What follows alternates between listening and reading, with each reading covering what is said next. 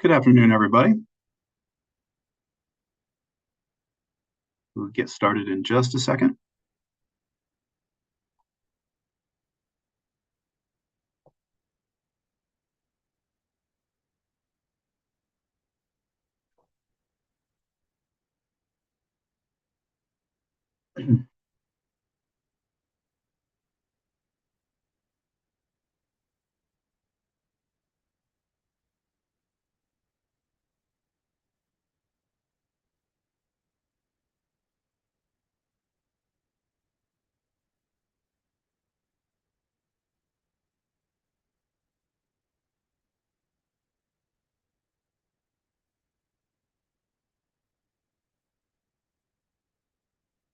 All right.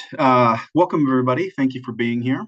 My name is Nate Riley. I'm the Section Chief for Transportation at the PUC. And this is the second in a series of three towing training seminars that we're performing.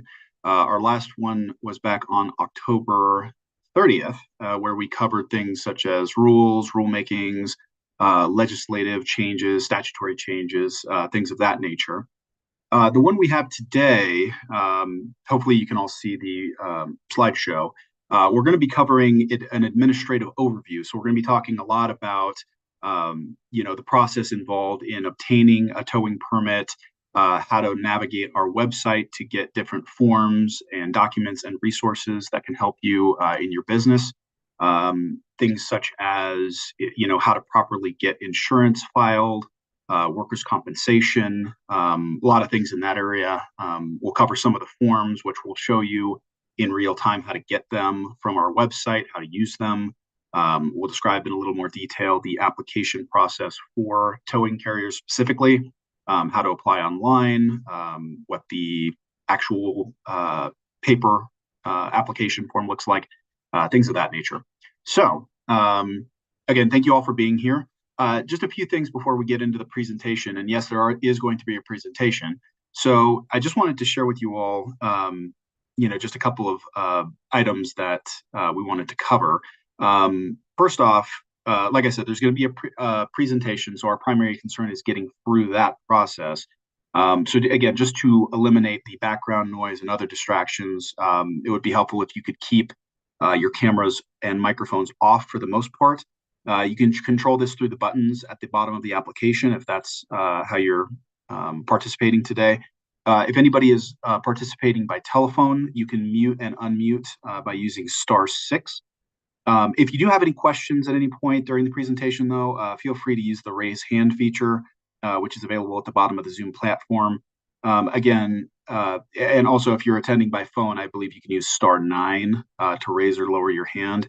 I should be able to see that. So if you raise your hand, if you have a question or want to intervene at some point, just feel free to do so. And I should be able to see it, and we'll get to you and whatever your question or whatever you want to say is as soon as possible.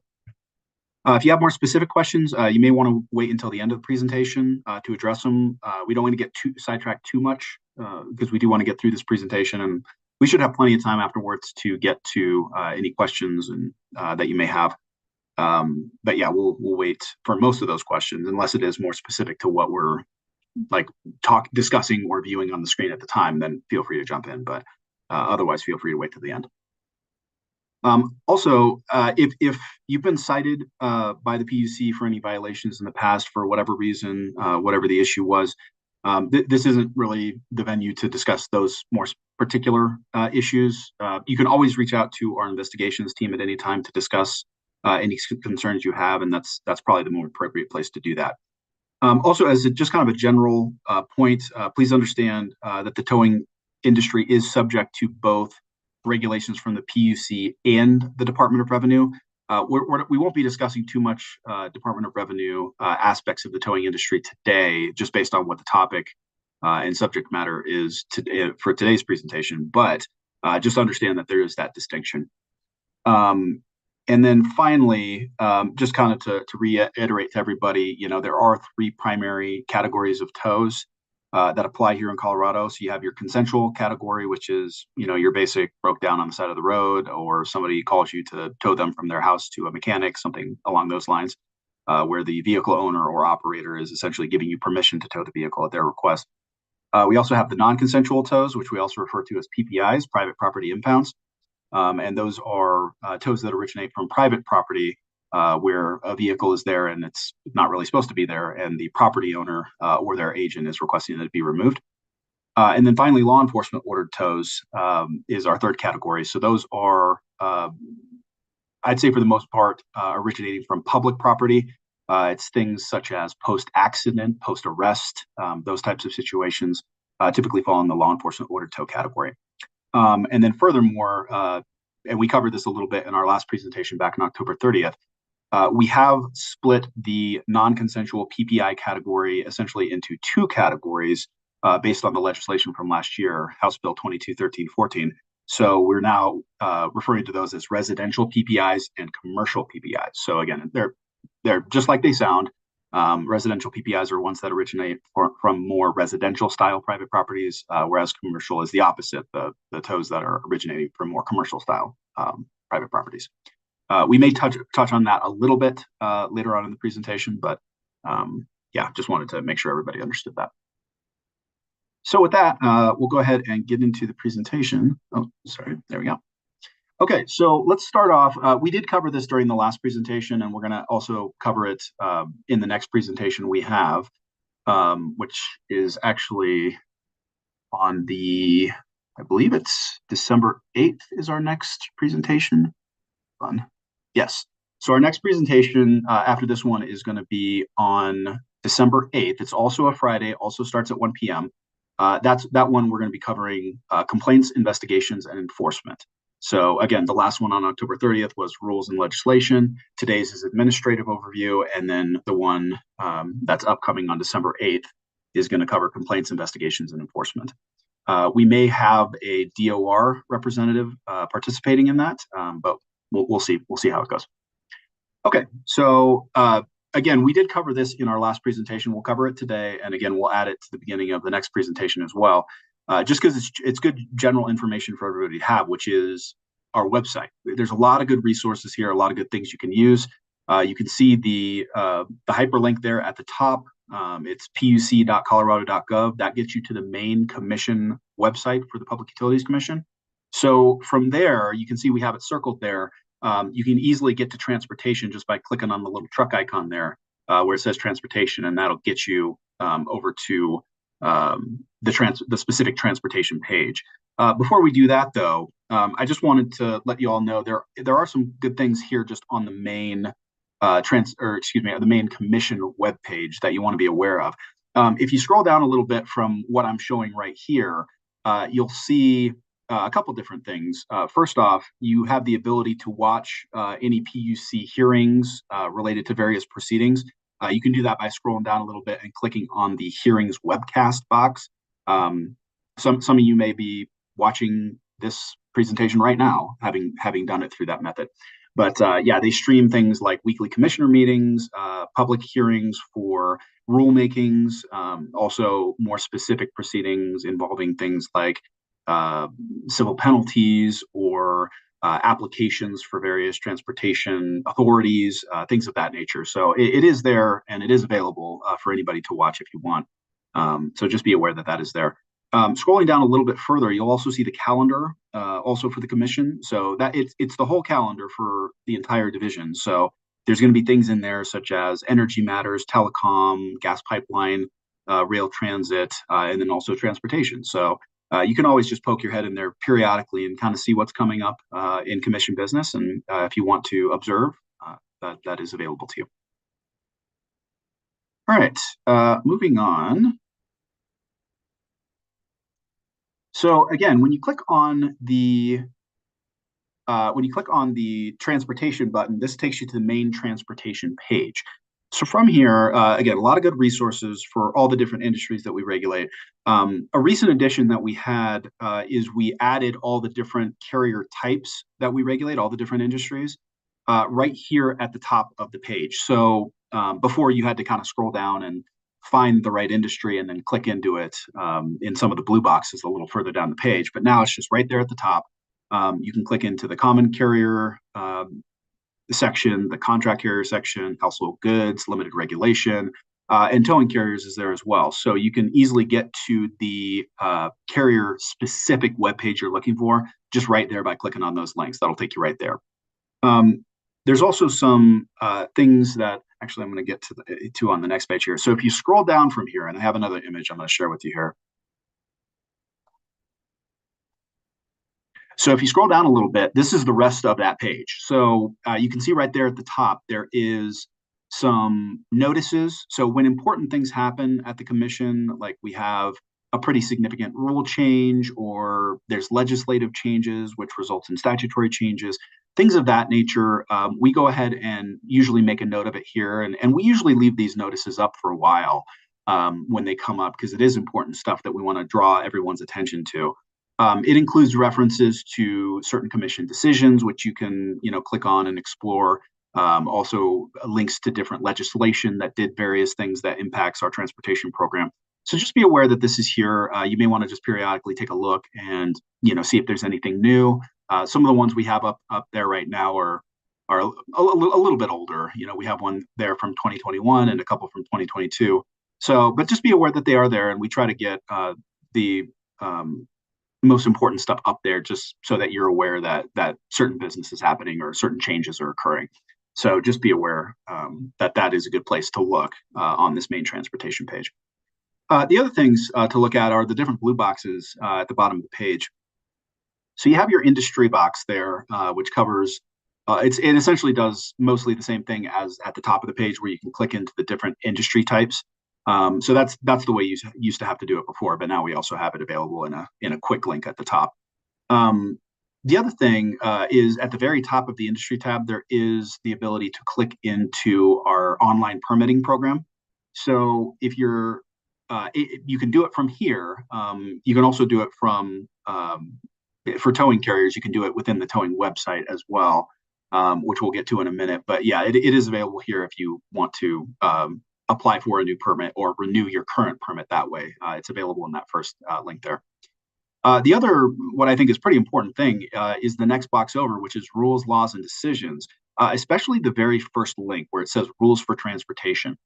That's where you can find all of our rules compiled into a single PDF document for transportation. So all the different transportation carriers that we regulate all have different rule sections in there that apply to them. And then there's some more communal rules that apply to all our different carriers as well. And they're all found within that document. So again, if you click on that rules for transportation, it'll take you to our most recent version of our current rules. So I always encourage people to, and carriers, to click on that link, download the PDF, and just keep it on your desktop. You just have it available.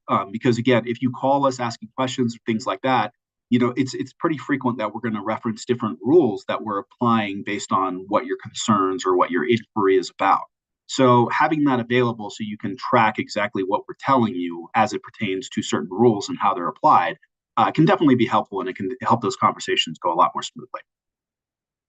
There's also a record when you click on that link for rules for transportation of previous rulemakings. So you can see a record there in one of the drop downs on that webpage for different the most recent rulemaking proceedings that have occurred, and kind of a quick summary of what was changed, the date they were changed, when the rules became effective. All of those things are in there. So it's a helpful resource, and you can kind of see how things have evolved over the years as it pertains to our transportation rules.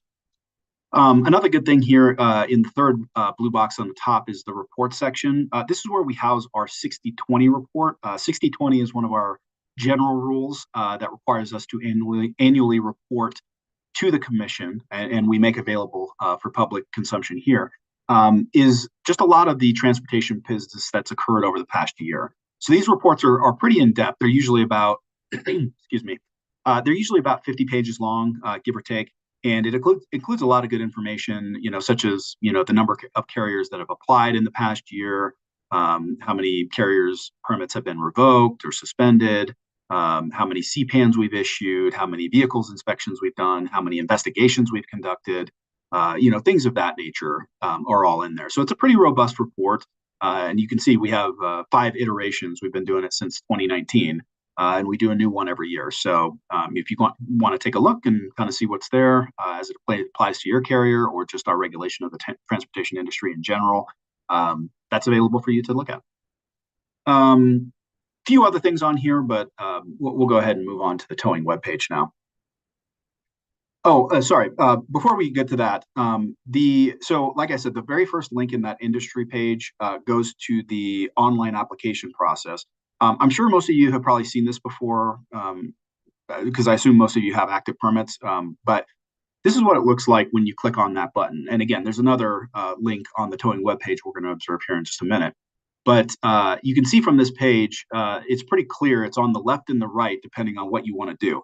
So if you need a new permit, so it's the first time you're coming in, or your permit has lapsed and you're coming back to the business after a while, you can select from that drop-down menu the permit type that you want to select. So in most of your cases, it's going to be towing that you'll select. And then that'll move you on to the next stages of the application, and you submit your information and whatever else the program's asking you for, and then you get your application filed. On the left side is where you renew your permit. So you have a current permit, and you're coming up. They're, as you all know, they're year-long permits, so you got to renew them every year. And you're coming up. You've gotten your reminder, and you want to get ahead of things, and you go in there. You'll go ahead and type your current permit number into there, and essentially do a search for your permit, so that you can then, conduct whatever changes you want to make to it. The one thing I want to stress here is, you can see in the example there in the text box that you want to make sure you include the dash in your permit number. So it's always T dash and then whatever your permit is. Maybe there's a 0 in there too before you actually get to any numbers. So just make sure you type it in exactly as it appears on your permit. So if it's T-01234, that's what you want to type in. So abbreviations don't really work. There are permits where it actually is T123, like there is no 0, because that's how it was issued, and that's fine. But again, just actually look at your permit issue letter and see what your permit is, and then that's going to be your best way to be able to pull it up through this mechanism. So just be aware of that. Okay, so moving on to the towing webpage. So again, I'll show you the bottom half of it, but this is what the top half of it looks like when you first get there. So we've kind of done some work over the past 18 months or so trying to kind of restructure the towing webpage, how it looks, make it a little more consumer friendly, things like that. So it looks a little different than it has in past years. But essentially we have obviously important business at the top, things like, obviously House Bill 2213-14 passing last year was a big deal, and it changed a lot of things. So we have that highlighted here at the top. We have some graphics that were put together by our public information officer that were put up here as well, just so people can kind of get a general understanding on what the bill did last year and how it's being applied and all of that. So again, that's usually the first thing you see when you log on to this towing website. But then you can scroll down and get to some other items.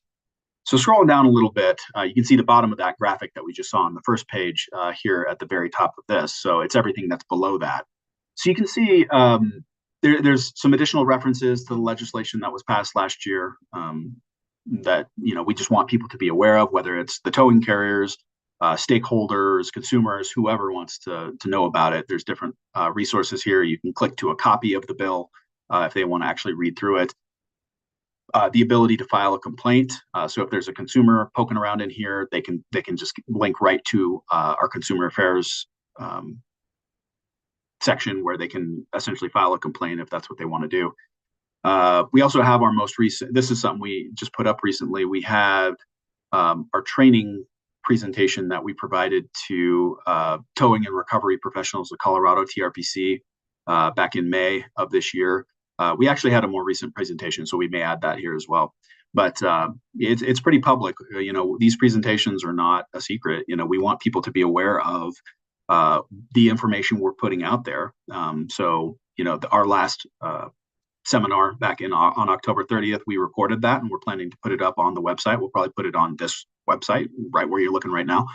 And then same thing with the seminar today, same thing with the one in December that we're going to do. We'll put them all up there. Just again, if people aren't here or not able to participate, they can still go in and watch the recording and see what all we covered and talked about, questions we had, answers we gave, all of that. So anyway, So like I said, the buttons there on the right, you can apply online, you can purchase stamps. There's also the ability to view the most current tow rates. That's always where you want to look first, is that button right there that says tow rates. It's going to take you to, and I'll show you how to do this shortly after we jump out of the presentation for a minute to go kind of interact with the website and kind of show you how it works. We'll do that in a minute. But yeah, tow rates, you always want to look here first because of the new annual inflation adjustment mechanism that we have. So what's reflected in the rules isn't always what the current rate is. So you just want to make sure you know where to look to find the current rate. Same thing with the monthly fuel surcharges. There's a button for that as well. We'll look at that here shortly.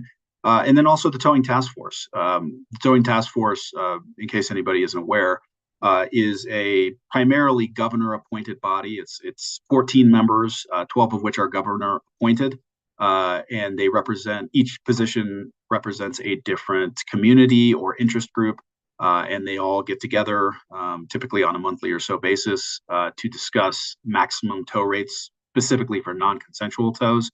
And then they make recommendations to the PUC on what they think those should be or how the fee should work. So you can go ahead and go in there. All the meetings are posted. They're all recorded. They're all posted. They're all public. The report that was filed with the PUC last year in November, that a copy of that is there as well. Different minutes and agendas. A lot of good stuff on there. You can also see there's common forms. So a lot of the forms you may use as part of your towing business, depending on what type of operation you have. You can find there. Changes to your business. So if you're going to be updating, your company name or contact information, whatever you want to do, there are forms and stuff available here for you to do that. And then you file them with us, and we take care of whatever you need done. And again, like I said, there is that consumers box as well. If people want to file a complaint, if it's a consumer visiting a website, they have the ability to jump right to it from this webpage. So actually going to go ahead and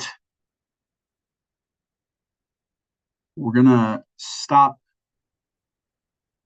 I'm going to jump out of the presentation for a quick minute because we're actually going to go ahead and take a look at the website itself.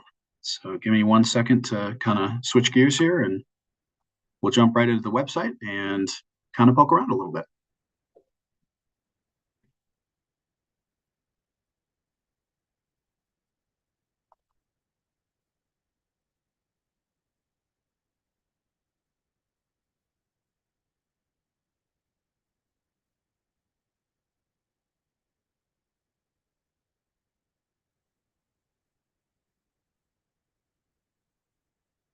Okay, so let me go ahead and zoom in a little bit just so everybody can kind of see what we're doing here.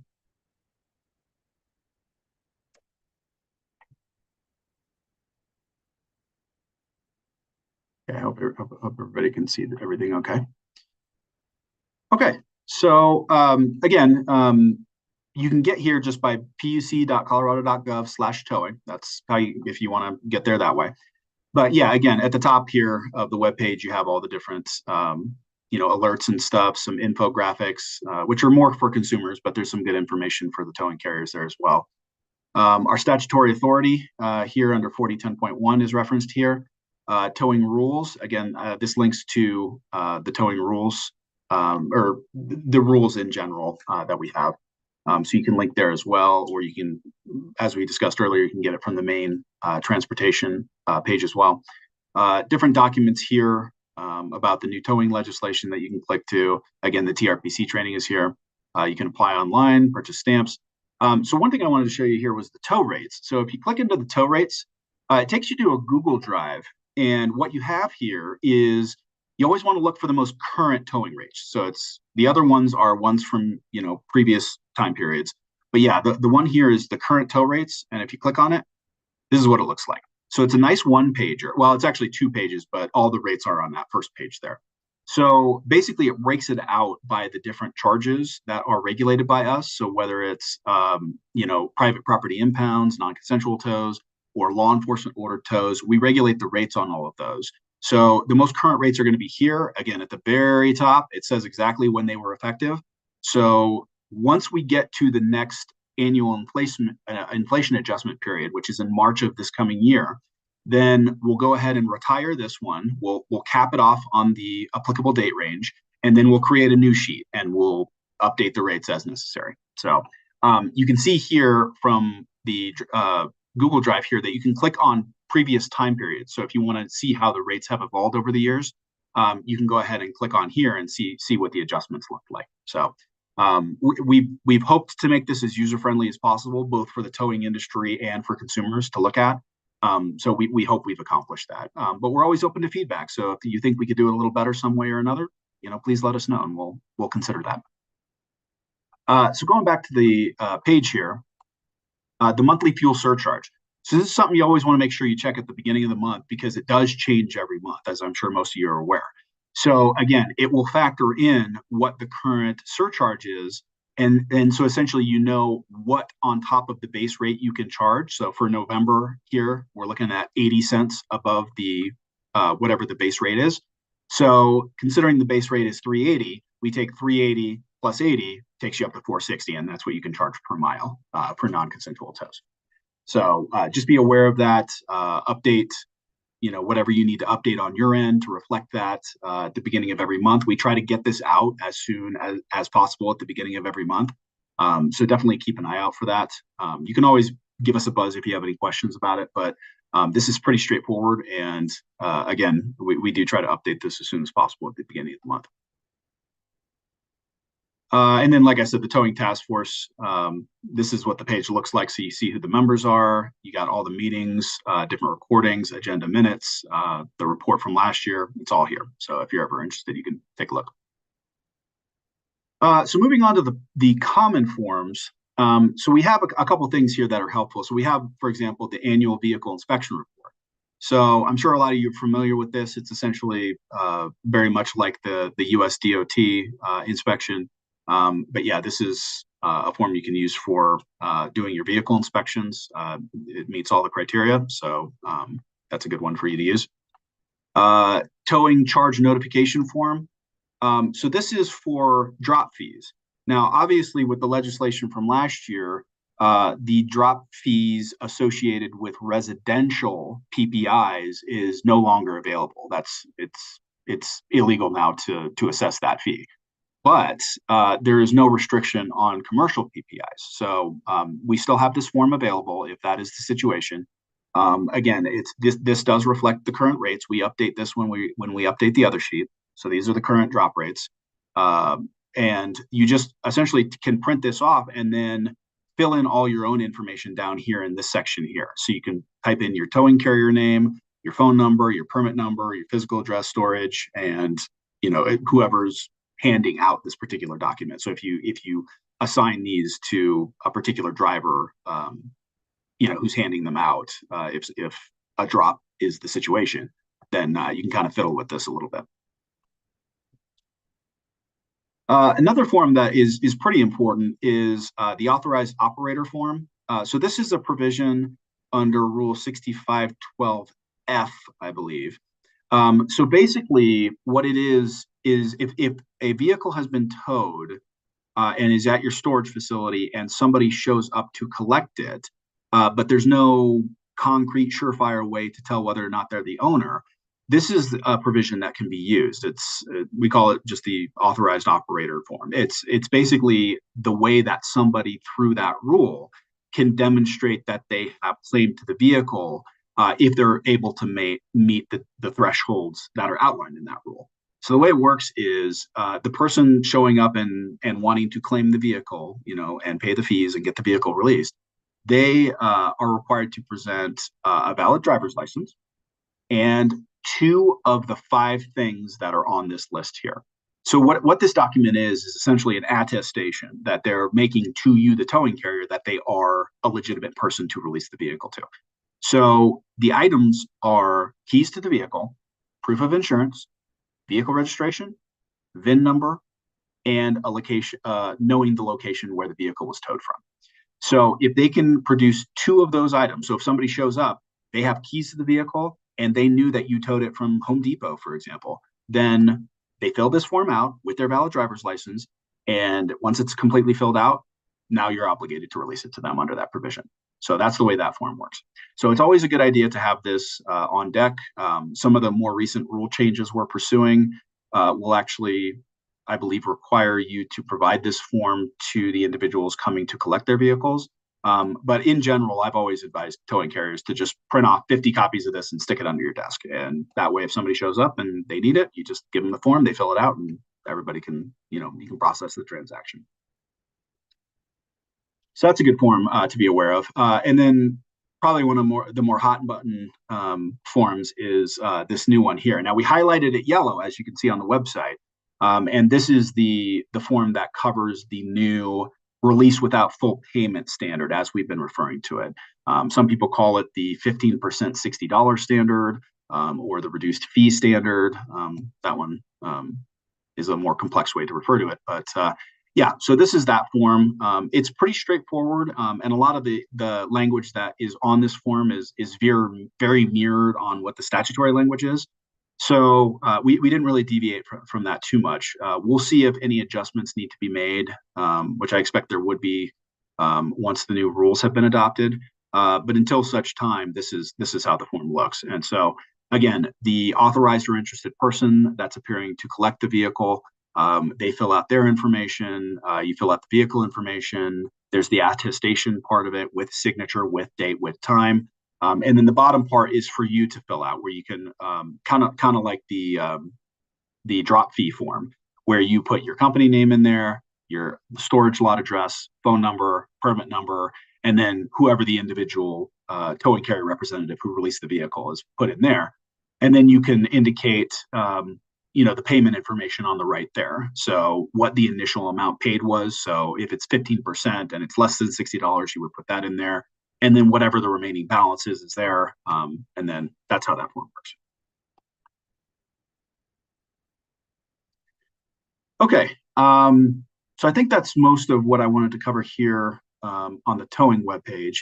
Just backtracking a little bit to the main transportation page. Again, just to kind of show you what it looks like when you go into the rules of transportation section, which we talked about. Again, this is that one singular PDF document which you can download. And again, you can just click into it as well and scroll down, and you can scroll all the way down to the towing section, which I think is down here. Yeah, it's the 6,500 rules. So it starts on page, whichever page this is, 60, it looks like. But anyway, it's a good document. You can just download it and keep it on your desktop. It's usually a good idea. And then again, the different list of rulemakings is here under annotated rules index. So here's all the previous rulemakings, the respective proceedings that governed the change, and just kind of a quick summary of what was covered as part of those rulemakings. So it's a good place to do that. And then, yeah, the 60/20 reports. It's a lot of good stuff on here. So I would encourage you all to take a little time, if you haven't already, to kind of poke around on the main transportation page, especially on the towing page. And then again, going back to the main PUC website, again, you can watch the hearings and stuff here on the hearings webcast. And then here's the calendar I talked about down here. So you can see different things that are coming up. And you can click into different proceedings. So for example, you got our seminar that we're doing right now here. So you can click on it, more details, all that kind of stuff. So anyway. All right, so we'll go ahead and click out of here. And we'll jump back into the presentation. Give me just 1 second.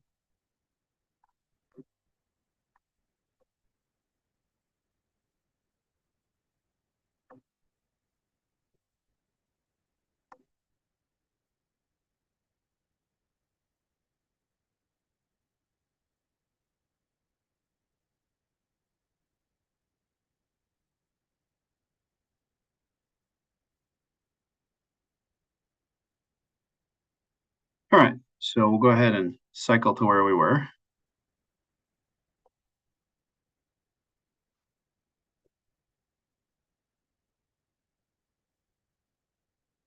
Okay. So we also have this that we wanted to share.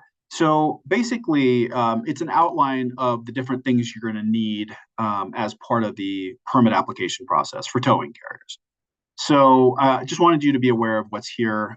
So again, you can submit your application through a paper copy, or you can do it online. Online is preferred. It's the fastest. It allows us to really jump on it once we get it, and all of that. It's a lot quicker. So we encourage everybody to apply for their permit online. It's the most efficient way to get it and process it. You're also going to make sure you need your make sure that you have your company information through Secretary of State's office. So your business, whatever it is, whether it's a corporation, an LLC, a sole proprietorship, whatever the case may be, as well as any accompanying trade names. Just make sure you have that documentation available as we are going to ask for it as part of the permit processing. So just be aware that you need that. Moving on to the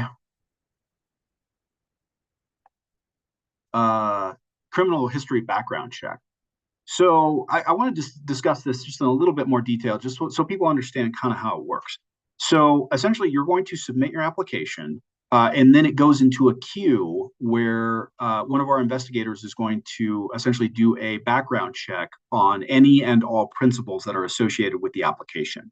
So maybe you have 3 members, or maybe it's just one CEO. Whatever the case is, we use the information from your application to run that background check. So, we're looking in court records and, other databases that we have available to us to kind of see just, what your record looks like. We basically, the disqualifiers, and this is all outlined in statute, specifically under 4010.1 4012. So that's where the statute is, where it covers this, but also in our PUC rule 6504. So it is in the towing rules section. It's like the third or fourth rule in that line. So you can always go there and kind of take a look and see what it says. It is one we're updating based on some statutory changes as part of the big House bill last year. But for the most part, it's mostly staying the same from what it was before the statutory changes. Again, we check all the different principles and basically see what's there. The disqualifiers, just so everybody's aware, and again, this is outlined in the statute, it's outlined in the rules, are all felony level convictions within the previous 5 years. That is an automatic disqualifier. So just be aware that that is, a possibility if you have a record that reflects that. So again, it doesn't matter what level it is. It could be a level 1 felony or a class 1 or class 6. It doesn't matter. If it's a felony level offense, it's a disqualifier.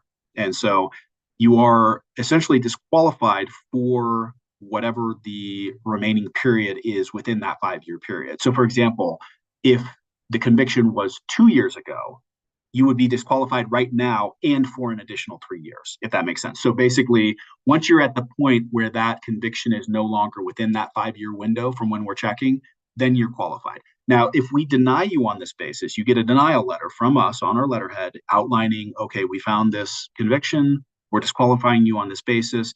We also include the date when you would again be eligible. So we do that so that you can see exactly how much time is left on the disqualification. So just be aware of that. One of the other disqualifiers we can do within that 5-year period is any towing related offenses.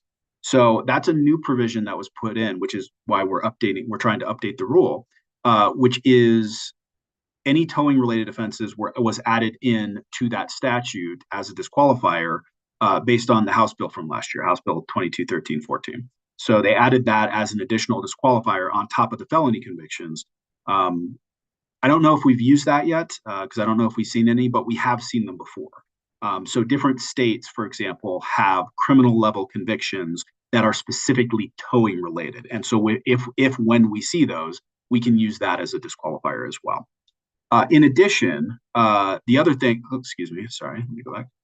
In addition, they also added a new ability for us to deny permits on what we refer to as a good cause denial. So that's when we're being very judicious in how we're applying that standard, because it is a pretty broad standard, admittedly. But we're being very careful on how we apply it, and we're essentially going through your background, not just criminal related stuff, your entire background, and just seeing if there's anything there that's of concern. Some of it is criminal related. So, for example, if somebody has, a whole bunch of pending active warrants, for example, that may be one we want to use that for.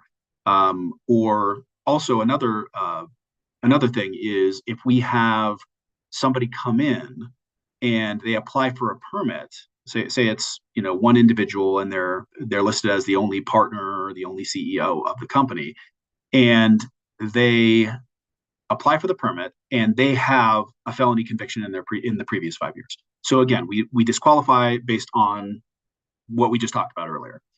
So we issue that letter, and then excuse me, about 2 weeks later, we get another application filed, and it's that person who we disqualified. It's their spouse or their brother-in-law or their employee or something like that.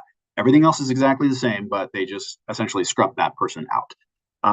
We're usually pretty good at sniffing out when that's what's been done, and it's not appropriate to do that, because essentially all you're doing is sidestepping a very clear and definitive statutory mechanism to keep certain individuals out of the towing industry. So please do not do that, because again, first of all, we're pretty good at finding out.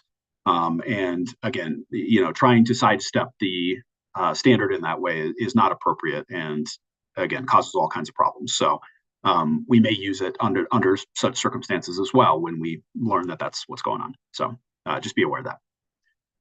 But again, the statute is pretty broad, and we can use it for a variety of things. We haven't really too much. I think we've only used it a handful of times since we got it last year, so we're being very careful on how we're using it. But that is something that we now have available to us. So yeah, I just wanted to kind of outline the different things that we're checking. The other thing is, again, it does go into a queue. We get a lot of towing applications in any given month at any given time. So sometimes there is a little bit of a delay in when you've submitted your documentation and when we are able to actually complete that review, just to make sure we can issue you the permit. So please be patient, and please be patient with our staff, because they're doing the best they can. They're working as fast as they can. So please be patient with that. We don't mind if you call in, just to get an update, but again, we definitely appreciate your patience, because it does take a while to do it sometimes.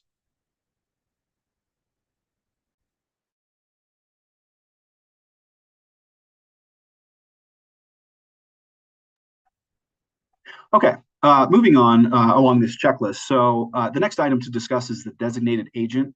So this is something that we require all of our carriers to do, not just towing carriers, but all of our different transportation carriers that we regulate. Basically what it is you want to designate an individual to be your primary source of contact when it comes to your carrier. So that can be you. It can be, somebody and trust, whoever you want to put down there. Just understand that we always look to that individual as listed in your carrier record first when we're reaching out on a variety of commission business. So, for example, if we're going to be, say, you're subject to a show cause, your insurance has expired, and we're taking steps to revoke your permit on that basis. We're going to contact the designated agent and let them know, hey, this is what's going on business-wise with this carrier permit. So you want to make sure it's somebody that if it's you, we want to make sure we're getting you that information, that you're the source of contact, so we can make sure we get that to you. But also, if it's somebody else that's not you, make sure it's somebody who's going to tell you when they're getting these different, mailings or emails, because that's our first place we send stuff to. So, updates on rulemakings, like upcoming rulemakings that you may want to participate in. We send the alerts to the designated agent. We use it for everything, really. So just make sure it's up to date. It's the right kind of person. It's someone, if it's not you, it's somebody who's going to loop you in when they get a mailing, when they get a phone call. Because again, that's always our primary source of contact when we reach out on a variety of topics. So just make sure it's the right person. Moving on to fees, we do have an annual application fee that's paid. It's currently $150.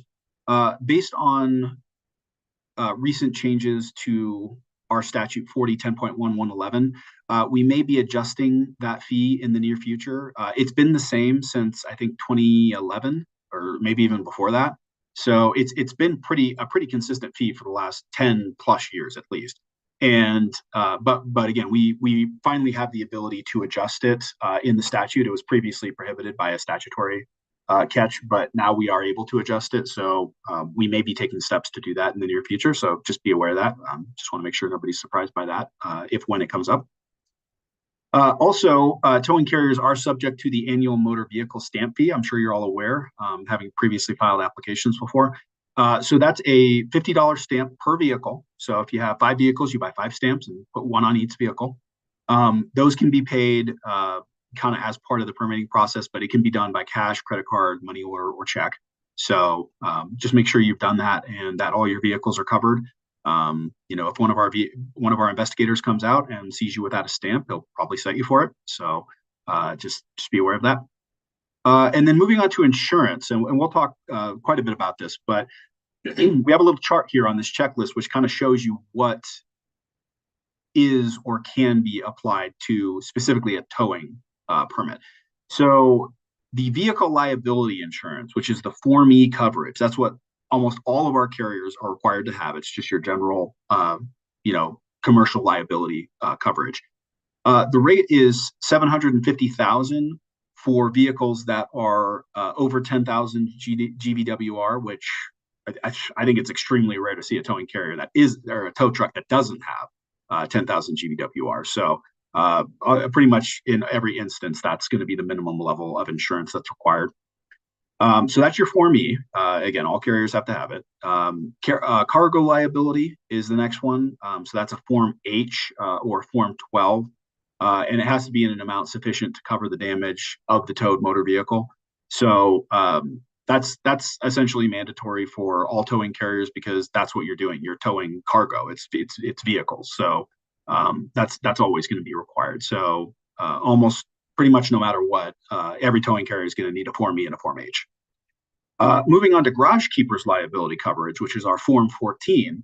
That one is required only if you're providing storage. So for example, if you're a towing carrier and you're doing nothing but straight consensual tows and you don't even have a facility, garage keepers is not going to be required because you're not providing storage. So that's something you want to be aware of when you're applying so that you know how to apply and what coverage, we know what coverage you need. It also has to be in an amount sufficient to cover the damage to the stored motor vehicle, similar to the cargo. And then finally, workers' compensation. And we're going to get into a little bit more detail on this shortly, but just wanted to let you all know that is something that sometimes is a little more complicated. Basically, it's required when you have employees. That's when it's required. So if that is the case, then basically the way it's going to work, and we'll get into it in the subsequent slides because we get into this in a little more detail. But basically what it boils down to is if you have employees, you need to file that workers' compensation policy. It's the Form WC. So you file it just like all the other policies through the underwriters of your insurance company. Or if you have no employees, then you can opt out by filing with the Division of Workers' Comp with the Colorado Department of Labor and Employment, CDLE.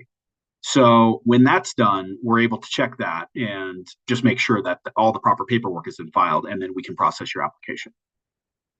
So again, this checklist just kind of outlines that basic process, what you need for that permit and kind of the different nuances of it.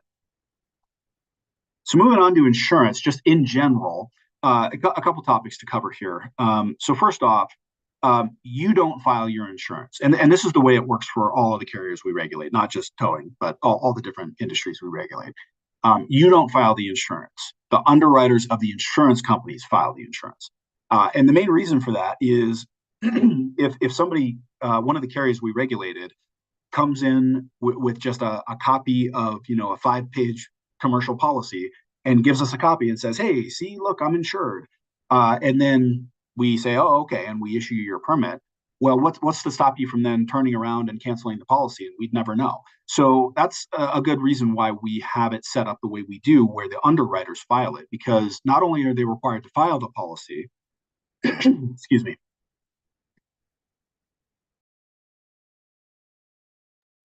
not only are they required to file the policy, they're also required to let us know when the policy is going to be canceled or go expired. So we call it a Form K, and they're required to file that, I believe, 30 days before there's any substantive changes to the policy. So, and again, that kind of gives us the heads up and it gives us the window we need in order to properly address the situation. So typically it involves our show cause process, which is sending a letter out to you or some communication indicating, hey, we just got an alert that your policy is going to be expired or it's, whatever, as of such and such date. That's when we administratively suspend your permit, because at that point you're no longer insured, so you don't meet all the qualifications for holding said permit. And then we move on to the show cause process, which involves essentially going to opening a proceeding, having a hearing where the commission essentially revokes your permit. So anyway, that's the way that works, and that's why it's set up that way, so that we can properly process out the permits that are not maintaining the adequate level of insurance that's necessary per statute and the commission's own rules. So just be aware that that's kind of how that works. As I said before, the Form E and the Form H for towing carriers is always required, regardless of what kind of an operation you have.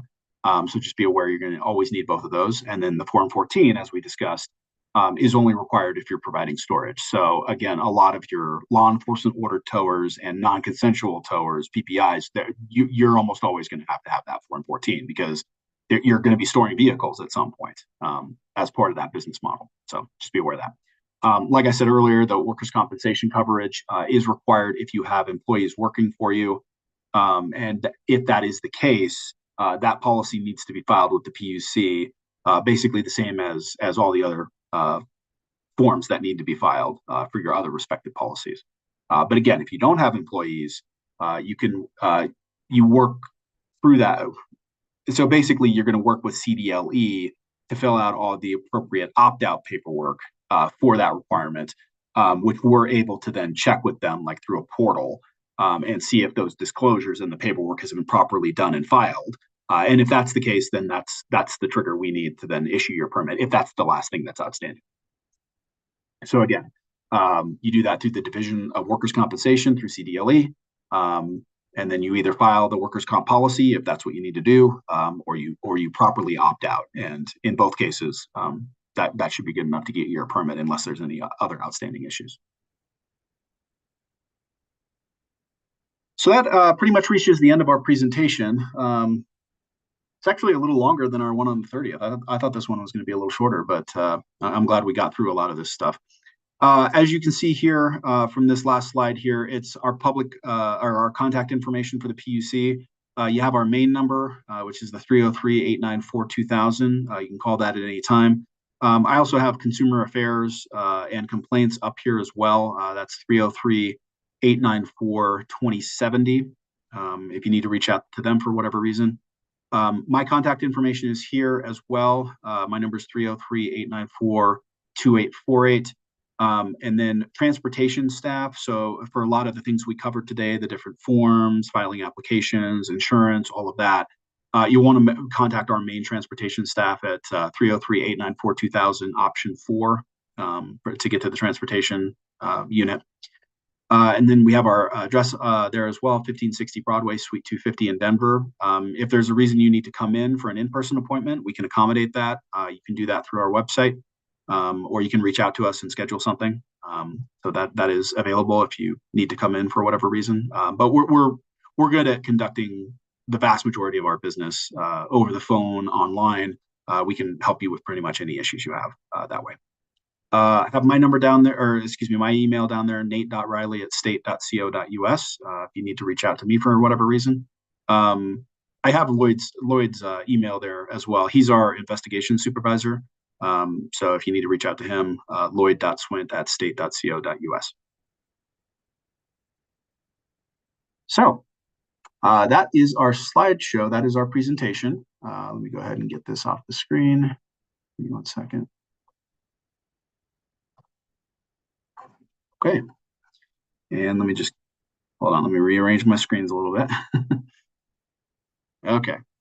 So that's the presentation. I hope we covered a lot of things here that are helpful. I hope we've demonstrated how intuitive and how helpful and what, all the various resources that are available on our website for you. Covered kind of how the application process works, things you need to have, kind of the different pieces that we need to get from you to properly issue your permit or renew your permit, how the background checks go, all of that. So I think we covered some pretty good things here today. All right, I guess at this time, we're ready to open it up for any Q&A that anybody has. We don't have anything else to present, so if anybody has any questions, comments, concerns, feel free to jump in.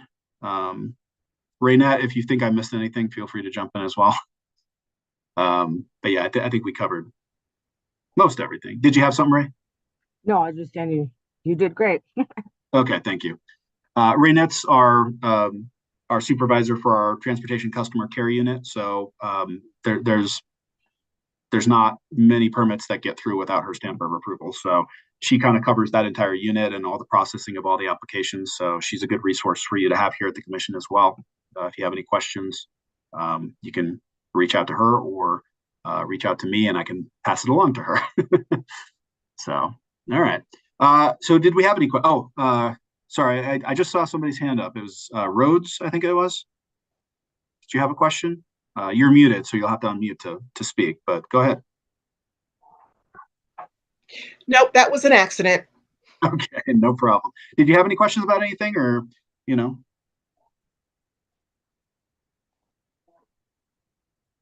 Okay. All right, any other questions? Obviously if it's related to what we covered today, that would be best, but we're here to answer any questions really. So, if you have anything, even though it might not be completely related to the different topics and substance that we covered today, that's okay. We'll still try to answer as best we can.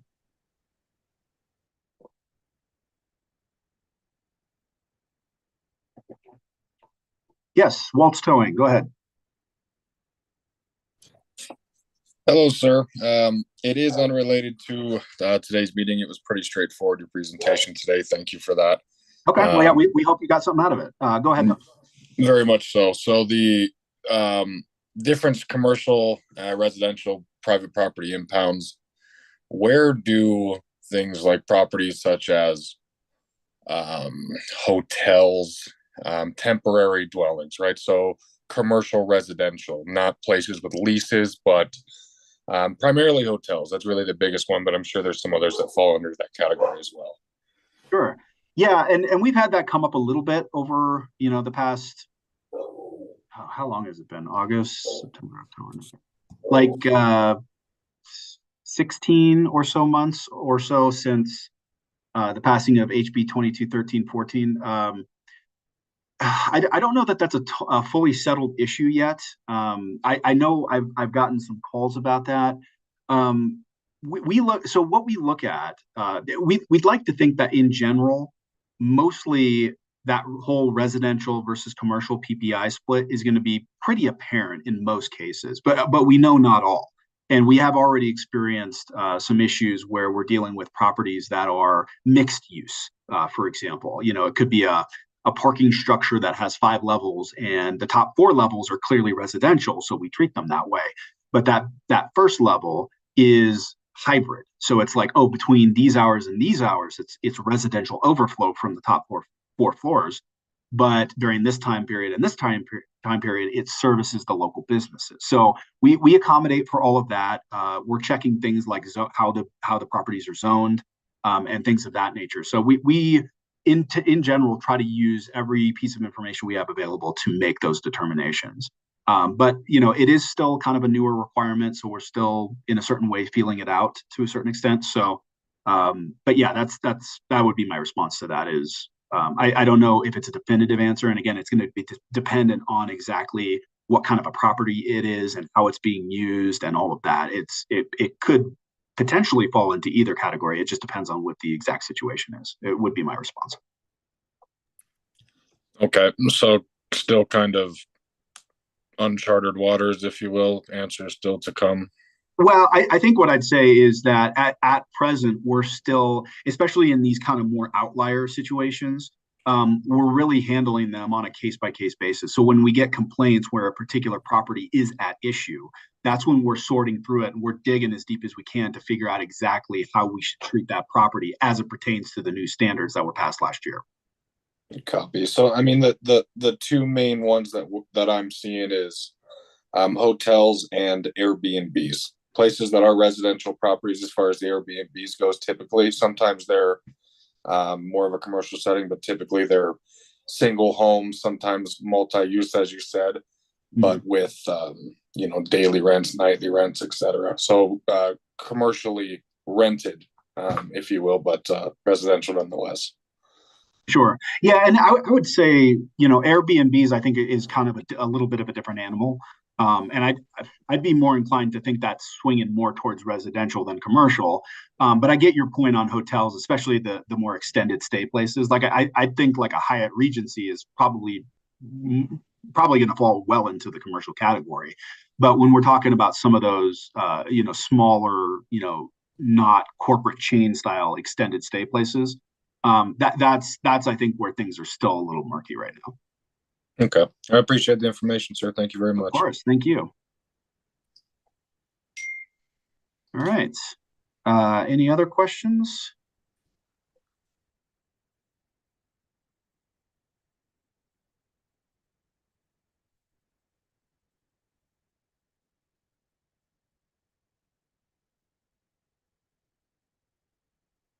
About 2:00, so we've been going for about an hour. But yeah, still available for any questions y'all have. And again, just kind of do a little bit of wrap up here. Again, the last seminar that we had was on October 30th. We covered rules, rulemaking process, legislative process, statutory changes, how the commission responds to statutory changes, all of that. We covered that, and had a pretty decent Q&A afterwards as well.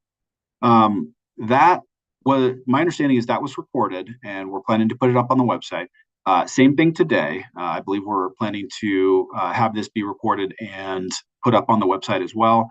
And then again, our next seminar is going to be 3 weeks from today, on the 8th, which is also a Friday. Same start time, which is 1 p.m. And the topics that will be covered in that last and final seminar is complaints, investigations, and enforcement. As I mentioned earlier, we may have a DOR rep coming in to participate in that. Not 100% on that, but it's looking like that's a possibility.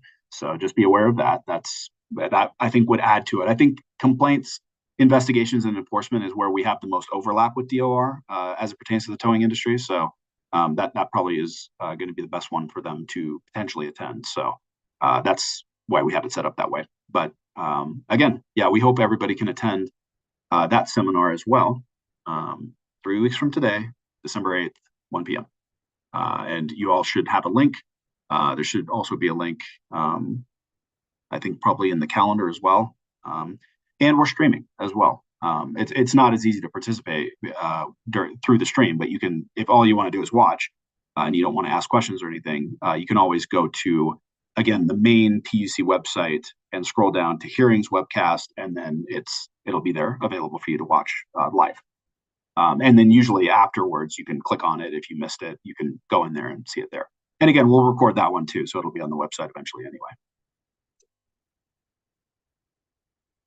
All right, let's see. I think it's probably going to be,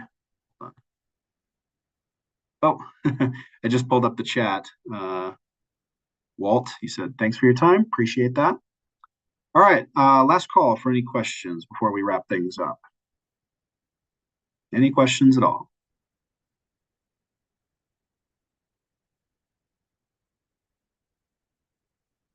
You can raise your hand, or you can just unmute and jump right in, whatever you like.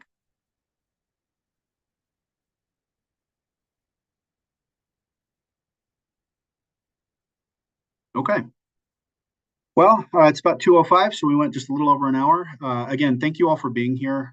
Thank you for being proactive in your regulation. It helps out immensely. Just being willing to participate in events like this and hear us, even if we're just talking to you and covering fairly basic requirements and expectations of our regulated industries. It's still really important, and it's something I always will encourage our regulated entities to do is be proactive, read the rules, go through the website, call us with questions, email us with questions. We're happy to discuss this stuff with you. So, but again, stuff like this, events we're holding where we're covering this stuff and going into some of it in detail to help you, to help us, to help the whole system is really beneficial, and I really applaud all of you for participating today. Even if you didn't say anything, even if you're just here to listen or watch, that's fine. That's more than a lot of people do. So we really appreciate that. All right. Well, thank you, everybody. We'll go ahead and wrap it for today. But again, remember our next one, December 8th, Friday, 1 p.m. We did send out all the links to all 3 of these seminars to everybody, so you should have those. If you're here today, you should have the next one. So we will go ahead and wrap for today and plan to see everybody on December 8th. Thank you, everybody. Have a good day.